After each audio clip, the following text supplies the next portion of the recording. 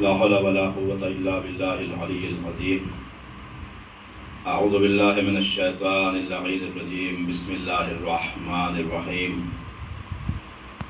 الحمد لله رب العالمين الذي جعلنا من المتمسكين بولاية علي بن أبي طالب. اللهم صل على محمد وآل محمد. والصلاة والسلام على رسول الثقلين محبوب رب المشرقين والمغربين جد الحسن والحسين سيدنا ومولانا بالقاسم محمد صلوات. اللهم صل على محمد وآل محمد وعلى أهل بيته الطيبين الطاهرين المعصومين المظلومين المنتخبين المنتجبين الذين أذهب الله عنهم الرجس وطهرهم تطهيرا. اللهم صل على محمد وآل محمد. لعنة الله على أعدائهم وقتلتهم وغاصبي حقوقهم ومنكري فضائلهم ومصائبهم أجمعين من الآن إلى قيام يوم الدين. أما بعد فقد قال الله سبحانه وتعالى وقوله الحق. بسم الله الرحمن الرحيم. إنا علينا للهدى وإنا لنا للآخرة والأولى. صلوات على محمد وعلى محمد. اللهم صل على محمد وآل محمد وعجل فرج. قرآن کریم کا 92 نمبر کا سورہ نمبر 92 اور اس سورہ مبارکہ کی آیت نمبر 12 اور 13 12ویں اور 13ویں آیت کریمہ، اور اس کے بعد سورہ قرآن کریم کا سورہ انبیاء 17واں سورہ قرآن کریم کا، اور اس سورہ مبارکہ کی آیت نمبر 73. وَجَعَلْنَاكُمْ أَئِمَّةً يَهْدُونَ بِأَمْرِنَا وَأَوْحَيْنَا إِلَيْهِمْ فِعْلَ الْخَيْرَاتِ وَإِقَامَ الصَّلَاةِ وَإِيتَاءَ الزَّكَاةِ وَكَانُوا لَنَا عَابِدِينَ. ان دو آیتوں میں خالق کائنات ہدایت کے عنوان پر بات کر رہا ہے. ہدایت کی ذمہ داری اپنے اوپر لیتے ہوئے اور اللہ کے بنائے ہوئے ہادی اور رہبروں میں کیا خصوصیتیں، کیا کوالٹیز، کیا صفتیں، کیا فضیلتیں ان کی ہوتی ہیں، وہ خالق بیان کر رہا ہے. یہی بات ہماری ہو رہی ہے ہادی اور ہدایت کے عنوان پر. مگر اگر آپ دیکھیں تو ان تمام ہادیان اسلام میں اور ان تمام رہبران اسلام میں سب سے بڑے ہادی کا نام ہے حسین. سبحان اللہ سبحان اللہ. اس لیے کہ پیغمبر کی ایک حدیث ہے، ان الحسین مصباح الہدی و سفینۃ النجات.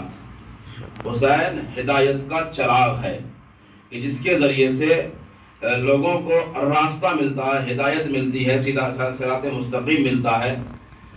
وہ سفینۃ النجات، اور حسین ہی نجات کا ذریعہ ہے، یعنی حسین ہی کے ذریعے نجات ملے گی. یا میں یہ کہوں کہ اگر انسان کو اس کائنات میں، اس دنیا میں اگر کسی انسان کو ہدایت چاہیے تو اسے حسین کے دروازے پہ آنا پڑے گا، اور اگر آخرت میں نجات چاہیے تو حسین کے دروازے پہ آنا پڑے گا. صلوات پڑھیں محمد والے محمد. اللهم صل على محمد وآل محمد. تو حسین سب سے بڑے ہادی کا نام ہے حسین، اور ہدایت کا بہترین ذریعہ ہے یہ مجلس حسین، کہ جس کے ذریعے انسان کو ہدایتیں ملتی. یہ بڑی محترم جگہ ہے، بڑی عظیم جگہ ہے، بڑی معتبر جگہ ہے کہ جہاں سے انسان کو ہدایت ملتی ہے، سیدھا راستہ ملتا ہے، جہاں سے انسان کو جنت کا راستہ ملتا ہے، جہاں سے انسان کو جنت کا. یہ فقط مجلس حسین ہے کہ جہاں سے انسان. ایک صلوات پڑھے محمد والے محمد. اللهم صل على محمد وآل ان کا محمد. احترام کریں. کبھی بھی ذہنوں میں اپنے یہ نہ رکھنا کہ یہ مجلس چھوٹی ہے، وہ مجلس بڑی ہے. یہ ہمارے یہاں بڑا ہوتا ہے کبھی کبھی نا، کہ صاحب وہ چھوٹی مجلس ہے اور وہ بڑی مجلس ہے، اور یہ وہاں بلکہ میں مثال دے دوں، میں بھی آپ ہی کے درمیان رہتا ہوں، تو کہتے ہیں صاحب وہ نیاز والی مجلس ہے تو بڑی مجلس ہے، اور صاحب وہ فاتحہ اور تبرک والی مجلس ہے تو چھوٹی مجلس ہے. مجلس چھوٹی بڑی نہیں ہوتی، مجلس وہ بلکہ مجلس وہ ہوتی ہے جسے فاطمہ زہرا قبول کر لیں. میں آپ کو جملہ سنوں. آغا علی اکبر کوثری ایک عظیم خطیب گزرے ہیں ایران کے، عظیم خطیب، اتنے بڑے خطیب کہ آیت اللہ امینی جیسی شخصیت ان کی مجلس میں جا کے بیٹھتی تھی کہ علی اکبر کوثری خطاب کر رہے ہیں، مجلس پڑھ رہے ہیں، تو جا کے وہاں آیت اللہ امینی جا کے بیٹھتے تھے. بڑے عظیم خطیب. اور صاحب ہر انسان کی تمنا ہوتی تھی کہ میرے گھر میں یہ ذاکر، یہ عالم مجلس پڑھے، میری امام بارگاہ میں پڑھے، میرے حسینیہ میں پڑھے، یا میری محفل میں یہ مجلس پڑھے. تو بڑے ان کے मजलिस पढ़ते थे और वाकई एक अजीम खतीब। एक दिन वो कहते हैं वो निकल रहे थे हरम से ज़ियारत करके, तो कुछ छोटे छोटे बच्चे उनके पास आए और आने के बाद का ये शायद आशूर का दिन था, तो बच्चों ने आके कहा कि देखो हमने मजलिस का एहतमाम किया है, हम ये चाहते हैं कि आप हमारे यहाँ मजलिस पढ़ें, हम ये चाहते हैं। देखिए जाहिर सी बात है, एक छोटा सा बच्चा आके किसी बड़े आलिम से कहे कि साहब मेरे घर में मजलिस पढ़िए, हालांकि तरीक़ा अखलाक यही है कि आलिम को हाँ करनी चाहिए। अली अकबर कौसली कहते हैं कि मेरे पास वक्त नहीं था, मजलिसें बहुत ज़्यादा थी, इन्विटेशन बहुत था, मजलिस पढ़ना थी।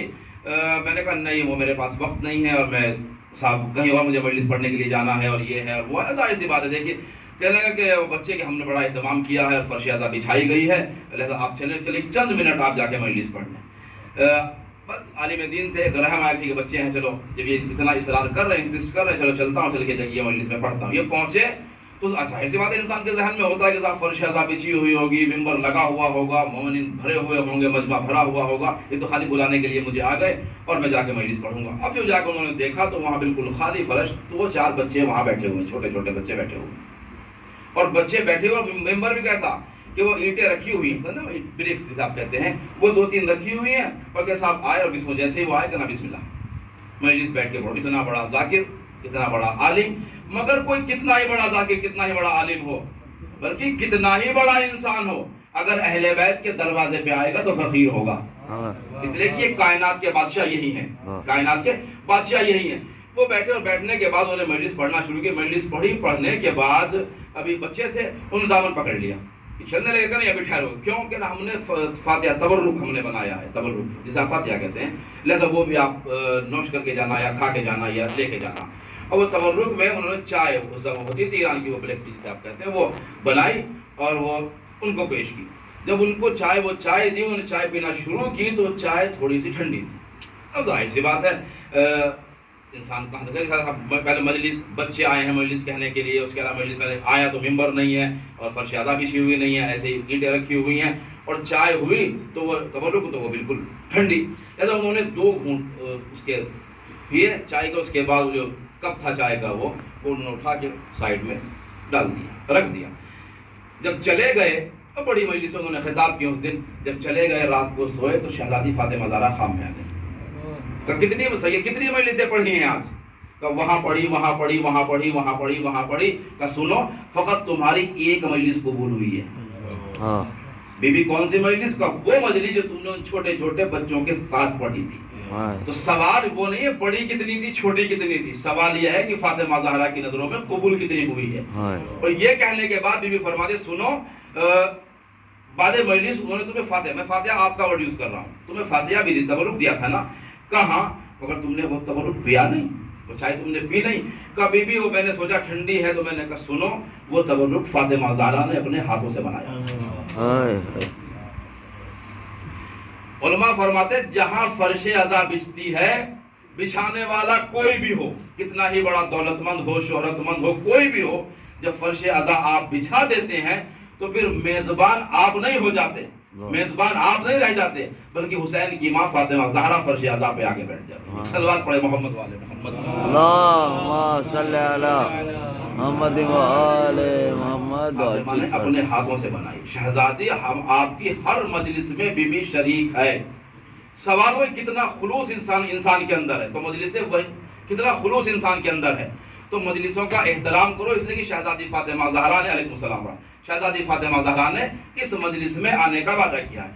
अच्छा खुलूस, हमारे यहाँ खुलूस क्या है? अब देखिए कभी कभी क्या होता है, देखिए मैंने एक मजलिस में जुमला कहा था महफिल इमाम रज़ा में कि अगर मैं मजलिस तबलीग की पढ़ता हूँ तो फिर मैं आपसे ये नहीं कहूँगा आप ये कीजिए, ये कीजिए, ये नहीं, मैं ये कहूँगा कि आप ये नहीं करते हो, आप ये नहीं करते हो, ये नहीं करते। हमारे यहाँ खुलूस क्या है? हमारे यहाँ सबसे ज्यादा जो खुलूस हमारे अंदर पैदा हो गया कि साहब ये अलम कुरान में कहाँ लिखा हुआ है, और ये काले कपड़े कुरान में कहाँ लिखे हुए हैं, ये साहब ये ज़री कुरान में कहाँ लिखी हुई है, ये मातम कुरान में कहाँ लिखा हुआ है, ये फला, यानी जितनी चीजें भी अज़ाए हुसैन से मंसूब हैं, आके पूछता है कुरान में कहाँ लिखा हुआ है, कुरान में कहाँ लिखा हुआ, कुरान में कहाँ लिखा हुआ, ऐसे पूछता है जैसे कुरान की 6666 आयतें सब इसको याद हैं, खाली मातम वाले आयत इसको नहीं मिली। قرآن میں کہاں لکھا ہوا ہے؟ قرآن میں کہاں لکھا ہوا؟ میں بتاؤں قرآن میں کہاں؟ کہ نبی صاحب وہ لباس پہنتے ہو، کالا لباس آپ پہنتے ہو محرم میں، یہ قرآن میں کہاں لکھا ہوا ہے؟ میں نے کہا قرآن کی اسی آیت میں لکھا ہوا ہے جہاں لکھا ہوا ہے کہ کعبے کے اوپر کالا غلاف بنایا جاتا ہے، جا کے دیکھو اسی آیت میں لکھا ہوا ہے۔ کہ صاحب یہ عالم قرآن میں کہاں ہے، اور یہ ماتم قرآن میں کہاں ہے، یہ تعزیہ قرآن میں کہاں ہے، یہ مجلس قرآن میں کہاں ہے؟ میں نے کہا ایسے کرو قرآن کی صورتیں دیکھو، آیتیں دیکھو، جس آیت میں یہ لکھا ہوا ہے کہ صبح کی نماز 2 رکعت ہے، ظہر کی نماز 4 رکعت ہے، عصر کی نماز 4 رکعت ہے، یہ مغرب کی 3 رکعت ہے، عشاء کی نماز 4 رکعت ہے، جس آیت میں یہ رکعتیں لکھی ہوئی ہیں اسی کے اگلی آیت میں ماتم لکھا ہوا ہے۔ جہاں جس قرآن کی جس آیت میں روزے کا طریقہ لکھا ہوا ہے اسی کی اگلی آیت میں تعزیے کا نام لکھا ہوا ہے۔ قرآن کی جس آیت میں لکھا ہوا ہے کعبے کے 7 چکر کاٹے جائیں گے، اسی اگلی آیت میں لکھا ہوا ہے کہ ماتم کرنا چاہیے یا نہیں کرنا چاہیے۔ حافظ قرآن تھا کہ صاحب تو قرآن میں کہیں نہیں لکھا ہوا ہے، یہ تو قرآن کی کسی آیت میں نہیں لکھا ہوا ہے کہ صبح کی 2 رکعت ہے، ظہر کی 4 رکعت ہے، عصر کی 4 رکعت ہے، مغرب کی 3 رکعت ہے، عشاء کی 4 رکعت ہے۔ قرآن میں یہ کہیں نہیں لکھا ہوا کہ روزے کا طریقہ کیا ہے، قرآن میں کہیں نہیں لکھا ہوا کعبے کے 7 چکر لگانا ہے، قرآن میں کہیں نہیں لکھا کہ احرام فقط 2 ہی کپڑے پہننے ہیں۔ تو عقل کے اندھے جب یہ تمام باتیں قرآن میں نہیں لکھی ہیں اور پھر بھی تو انجام دیتا ہے تو مجلس حسین کرنے میں تجھے کیوں موت آ جاتی ہے؟ صلوات پڑھے محمد والے محمد۔ اللہم صلی علی محمد و آل محمد وعجل۔ یہ ساری باتیں ہیں نا، پوچھتا ہے کوئی جا کے کبھی صبح کی نماز 2 رکعت ہے قرآن میں؟ پوچھتا ہے کوئی کبھی یہ کہاں لکھا ہوا کہ 2 رکعت نماز پڑھنا ہے صبح کی؟ پوچھتا ہے کوئی؟ ہر انسان جا کے پڑھ لیتا ہے۔ مگر جیسے ہی محرم شروع ہوا ہر آدمی مفتی بن گیا، جیسے ہی محرم مجلس شروع ہوئی ہر آدمی آیت اللہ بن گیا، جیسے ہی علم نکلا ہر آدمی عالم، میں نے جملہ کہا تھا پہلے میں نے گوگل عالم مجتہد، واٹس ایپ والے مجتہدین بن جاتے ہیں لوگ کہ صاحب یہ کہاں لکھا ہوا ہے، یہ کہاں لکھا ہوا ہے۔ میں مثال دوں آپ کو لکھا ہوا کا، ایک صلوات پڑھے محمد والے محمد۔ اللہم صلی علی محمد و آل محمد۔ جب اسلام کے سارے احکامات کہ صاحب یہ لکھا ہوا نہیں ہے، یہ تو رسول نے کر کے بتایا ہے۔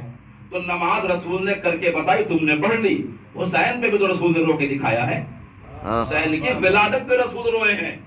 کیوں روئے؟ کہ یہ میرا بچہ ہے جو مجلس حسین کی شہادت کے بعد شروع نہیں ہوئی ہیں، یہ مجالس حسین کی شہادت سے پہلے تھی۔ تو جس نماز کو، جس روزے کو، جس حج کو رسول نے کر کے دکھایا ہے، جب تم نے اس بغیر قرآن دیکھے ہوئے اس کو مان لیا ہے تو جس فرش عزا کو رسول نے بچھایا اسے کیوں نہیں مانتے؟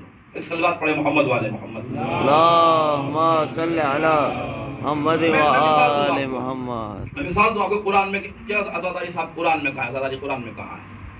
اور اگر قرآن میں نہیں تو لوگ بنانے کو تیار نہیں ہے۔ قرآن میں کہاں ہے؟ مثال آپ کو دوں، اچھا مثال مولانا مرزا علیہ صاحب کی ہے، بل وہ تو عظیم خطیب اللہ کی مرفت کرے، اور بڑی لمبی مثال دیتے تھے، وہ جملہ میں آگے بڑھ کے کہوں اور پھر آگے بڑھ جاؤں۔ وہ کہتے تھے کہ ایک انسان جاب لینے کے لیے، نوکری کرنے کے لیے ایک کمپنی میں پہنچا، یہ مثال ہے۔ ہر انسان کو تمنا ہوتی ہے جاب کی، کام کی، اللہ آپ کے کاروبار کو سلامت رکھے شہزادی فاطمہ زہرا کے صدقے میں۔ لہذا کسی کو تمنا تھی جاب کی، نوکری کی، ان تلاش میں وہ ایک کمپنی میں، ایک فیکٹری میں پہنچا، اور پہنچنے کے بعد اس نے جاب کی فرمائش کی، اپلیکیشن دی۔ جو وہاں کا مینیجر تھا یا جو بھی ذمہ دار تھا اس نے کہا دیکھو ایسا کرو، یہ فارم ہے، میں بہت جلدی پڑھ رہا ہوں اسپیڈ سے تاکہ میں وقت میں اپنی بات تمام کر دوں، ذرا توجہ رکھیں، کہ یہ فارم ہے اور اسے فل کرو اور اس کے بعد جمع کرو، تمہیں جاب مل جائے گی، جو اس کی کوالیفیکیشن جو بھی تھی، ہے نا۔ اصل جملہ کہوں میں آپ کو، ہم لوگ کوالیفیکیشن یا نالج ڈگریوں میں دیکھتے ہیں، سرٹیفکیٹ میں دیکھتے ہیں۔ ہمارے سرٹیفکیٹ اور ڈگریاں وہ ریسیٹ ہے جو ہم نے یونیورسٹی میں، اسکول میں، کالج میں فی جمع کی تھی، اس کی رسید ہے۔ نالج کہاں ہے؟ نالج سرٹیفکیٹ میں نہیں ہوتی ہے، نالج انسان کے کردار میں ہوتی ہے۔ صلوات پڑھے محمد والے محمد۔ اللہم صلی علی محمد و آل محمد۔ لہذا وہ گئے اور جانے کے بعد اس نے وہ فارم پڑھا، اس میں سب لکھی ہوئی تھی، صاحب جو کنڈیشن لکھی ہوئی تھی، شرطیں لکھی ہوئی تھی کہ صاحب اس ٹائم آنا ہے، اس ٹائم جانا ہے، یہ کرنا ہے، وہ کرنا ہے، وہ لکھی ہوئی، اس نے فوراً سائن کیے، انہیں جاب مل گئی۔ میں نے کہا نا بہت طویل واقعہ پڑھتے ہیں، میں بہت شارٹ کر کے آگے بڑھ جانا چاہتا ہوں۔ وہ جاب اس کو ملی اور جاب ملنے کے بعد جاب کرتا رہا، کرتے کرتے ایک دن اتفاق سے اس کمپنی میں، یہ مثال ہے، کمپنی میں ایک نیوز آئی کہ صاحب جو کمپنی کا مینیجر تھا اس کے بیٹے کو ظالموں نے قتل کر دیا۔ جتنے بھی اس کمپنی میں کام کرنے والے تھے وہ سب کے سب دوڑے مینیجر کے گھر کی طرف، کس لیے کنڈولینس کے لیے، تعزیت کے لیے، پرسہ دینے کے لیے کہ صاحب مینیجر کا بیٹا قتل ہوا، سے مار دیا گیا، تو ہمارا فرض بنتا ہے کہ ہم جائیں اس کو کنڈولینس کریں، اس کو تعزیت دیں، اس کو پرسہ دیں. سب جانے لگے. اچھا ہم بھی وہیں بیٹھے تھے. انہوں نے پوچھا کہ صاحب آپ نہیں جاؤ گے؟ میں نے کیوں جائے؟ کہنا صاحب وہ کیونکہ مینیجر کا بیٹا مار دیا گیا، قتل ہو گیا ہے، ہم اس کی کنڈولینس کے لیے جا رہے ہیں، اس کی تعزیت کے لیے جا رہے ہیں. میں نے فوراً کہا کہ صاحب میں تو نہیں جاؤں گا. کہ آپ کیوں نہیں جاؤ گے؟ میں نے کہا کیونکہ فارم میں لکھا ہوا نہیں تھا کہ اگر مینیجر کا بیٹا مر جائے گا تو ہمیں کنڈولینس کے لیے جانا پڑے گا. فارم میں لکھا ہوا نہیں تھا کہ اگر مینیجر کا بیٹا مر جائے گا تو اس کی تعزیت کے لیے ہمیں جانا پڑے گا. یہ جو حسین کی عزاداری کو قرآن میں ڈھونڈتے ہیں، ان کی مثال انہی کام والوں اور مزدور کی طریقے سے ہے. جو یہ سوچتے ہیں اگر قرآن میں لکھا ہوتا، رسول اللہ لکھ کے بھیجتا کہ رسول کا نواسہ قتل ہوگا تو تمہیں تعزیت کے لیے جانا پڑے گا، تمہیں عزاداری منانی پڑے گی، تمہیں ماتم منانا پڑے گا، تو ہم کرتے، کیونکہ قرآن میں نہیں لکھا ہوا ہے اس لیے ہم نہیں کرتے. صلوات پڑھے محمد والے محمد. اللہم صلی علی محمد والے کیونکہ فارم میں محمد. لکھا ہوا نہیں تھا. آپ مجھے بتائیں عقل سے کیا عقل. اچھا جب مینیجر کو یہ بات پتا چلے گی کہ صاحب یہ فارم لیے بیٹھا ہوا تھا کہ کنڈیشن میں لکھا ہوا کہ نہیں لکھا ہوا ہے کہ مرے گا تو جائیں گے، قتل ہوگا تو تعزیت کے لیے جائیں گے کہ نہیں جائیں گے. آپ انصاف سے بتاؤ، اگر آپ کسی کمپنی کا کوئی مالک ہے، آپ انصاف سے بتاؤ، خدا نہ کرے یہ حادثہ ہو جائے، آپ اسے کام پہ رکھو گے یا باہر نکالو گے؟ باہر نکالو. سب سے پہلے پیار سے دھکے مار کے باہر نکالو گے. کہ تجھے شرم نہیں آتی؟ تو فارم میں دیکھ رہا ہے کہ میرا بیٹا قتل ہو گیا اور تم اس میں دیکھ رہا ہے کہ اگر اس میں لکھا ہوتا تو تعزیت کے لیے آتا. اللہ کے رسول ان کے ساتھ بھی یہی کرنے والے ہیں. میرا بیٹا کربلا میں قتل ہو گیا، تم پوچھ رہے قرآن میں کہاں لکھا؟ قرآن میں لکھا ہو حسین قتل ہو تو ہم منائیں. صلوات پڑھے محمد والے محمد. اللہم صلی علی محمد والے محمد. لہذا یہ عقل یہی کہتی ہے کہ رسول اسی سے خوش ہوں گے کہ جو حسین کی عزا کو، جو حسین کی عزا کو منا رہا ہوگا، جو حسین کا غم. کیونکہ رسول خود غمگین رہے ہیں. اور میں نے بھی کہا کہ حسین ہی وہ شخصیت ہے جو تمام رہبروں میں سب سے بڑا رہبر، سب سے بڑا ہادی، سب سے بڑا گائیڈ، یا جس کے ذریعے سب سے جلدی انسان کو نجات ملتی ہے. میں واقعہ عرض کروں انشاءاللہ پھر آپ کی بات تمام کر دوں. آیت اللہ شیخ محمد تقی بہجت اللہ ان کے درجات بلند فرمائے، وہ فرماتے تھے کہ وہ ایک واقعہ نقل کرتے ہیں. فرماتے ہیں کہ کوفے میں ایک انسان رہتا ہے کوفے میں. اس کی عادت ہے کہ یہ ہر شب جمعہ مولا علی کی زیارت کے لیے جاتا ہے. چاہنے والا ہے علی کا. یہ زیارت بھی ایک ٹاپک ہے انشاءاللہ پھر کبھی. جاتا ہے مولا کی زیارت کے لیے، اور برابر میں جو اس کا نیبر ہے وہ ناسبی ہے، یعنی زیارت کو مانتا ہی نہیں ہے. اب وہ تو ناسبی ہے، ابھی تو ہمارے یہاں بھی ہو گیا نا. صلوات پڑھے محمد والے محمد. اللہم صلی علی محمد والے محمد. وعجل کہ صاحب ضرورت کیا ہے؟ کبھی کبھی لوگ کہتے ہیں کہ صاحب وہاں جانے کی ضرورت کیا ہے، یہیں سے سلام پڑھ لیا جائے. بالکل پڑھ لیا جائے. صلوات پڑھے محمد والے محمد. اللہم صلی علی محمد والے. تو وہ کہتے ہیں کہ برابر میں ایک نیبر ہے، وہ جو ہے وہ ناسبی ہے، ناسبی دشمن ہے اہل بیت، وہ مانتا ہی نہیں اہل بیت کو. یہ جب بھی زیارت کے لیے جاتا ہے اہل علی کا چاہنے والا، یہ ہر شب جمعہ جب بھی جاتا ہے اس پہ ٹونٹ کرتا ہے، طنز کرتا ہے کہ کیوں جا رہے ہو زیارت کے لیے، کیا رکھا ہوا ہے؟ استغفر اللہ معاذ اللہ کہ وہ تو مر گئے، ختم ہو گئے، دنیا چلے گئے ہیں، کیوں زیارت کے لیے جا رہے ہیں؟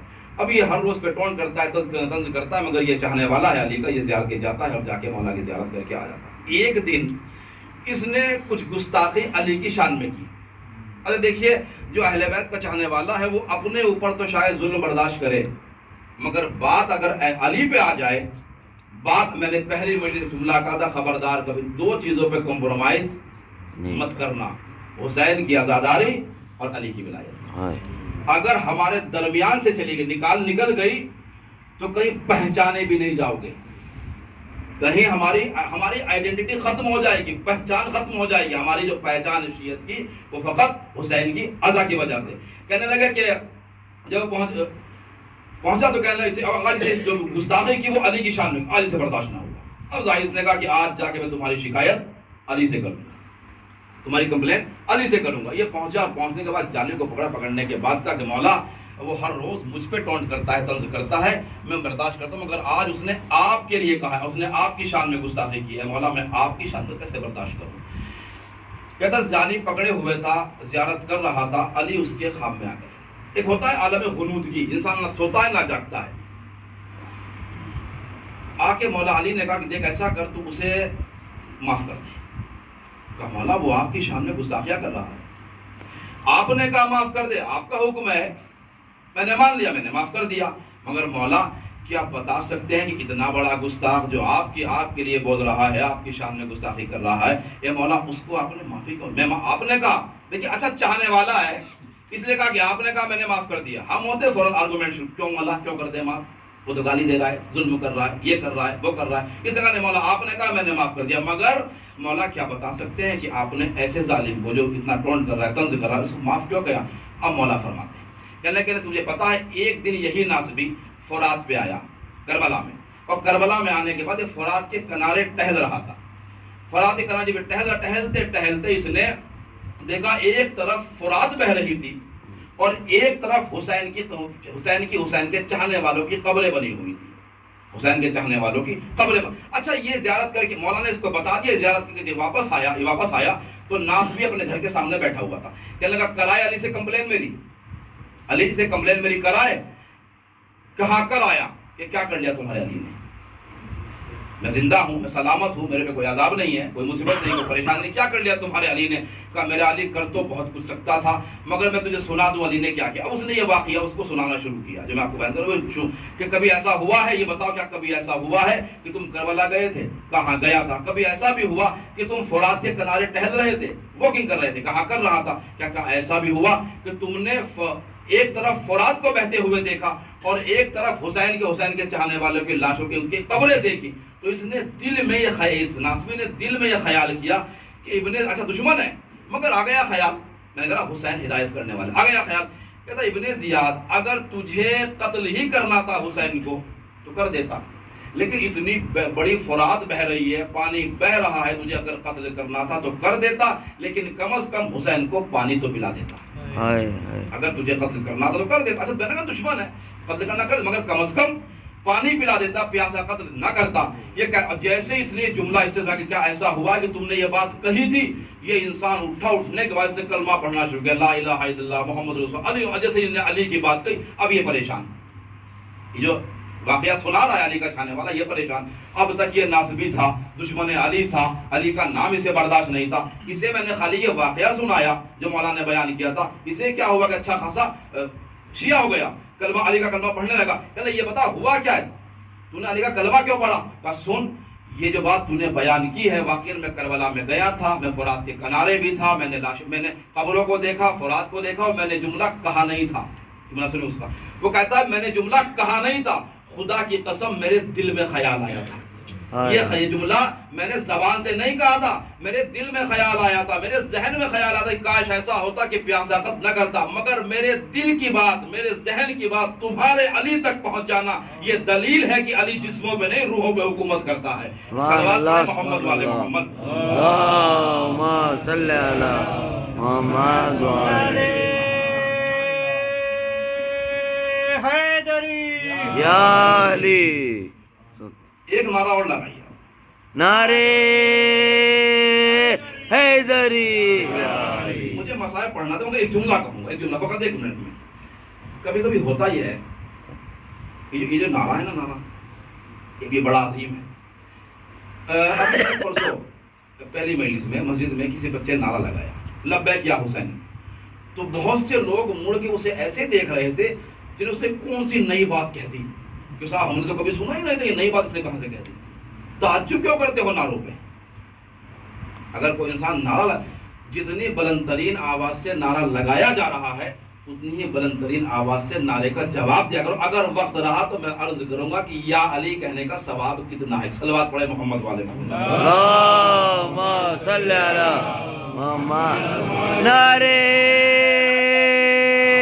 حیدری۔ واقعی میں نے یہ خطابت ذاکری نہیں ہے، یہ حقیقت ہے۔